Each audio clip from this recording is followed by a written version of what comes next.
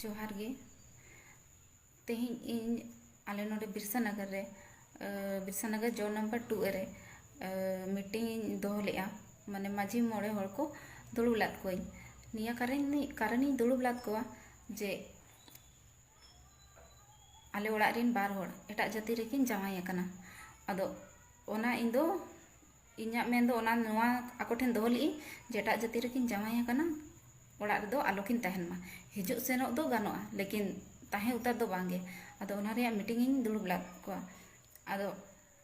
मोड़े हर को ओंडे कथा है को जे इन आयो के कुली केदेया को जे आम चेलकाम हिसाब ते अगू कदें पेड़ा रूप ते से नोका अदो इन आयो लेके इन दो नोंका गे अगू कद किने इन जहां तीन धाबी जीवित तहने उन धाबी दो नोडे तहन वाकिन अदो मोड़े हर को मेन किया ठीक गया ओड़ा रिन जहां मेन मालिक कने उनी जहां मेने ओना गे हुआ अदो ओना गे हुआ अदो एनखान इन दो मोड़े हर ठेन चे लगी चलाइनी इन्या बाको फैसला लिया जे ओड़ा हर जहां उयरे ओना गे एनखान माझी मोड़े हर दो चे लगी मेना कोआ जुदी नोआ फैसला के बाको दाड़िया कना जे ओड़ा हर गे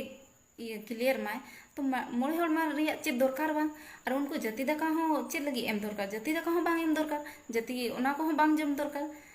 नोआ को चे लगी माने इन ओना चिका आपे ठेन चलालनी जे नोआ रे फैसला इन्या पे लेकिन बाको फैसला लिया ओना चिका इन तो पारगाना ठेन नोआ कुकलिंग दोया जे चे सरी नौका गे हुआ अब समाज रे जे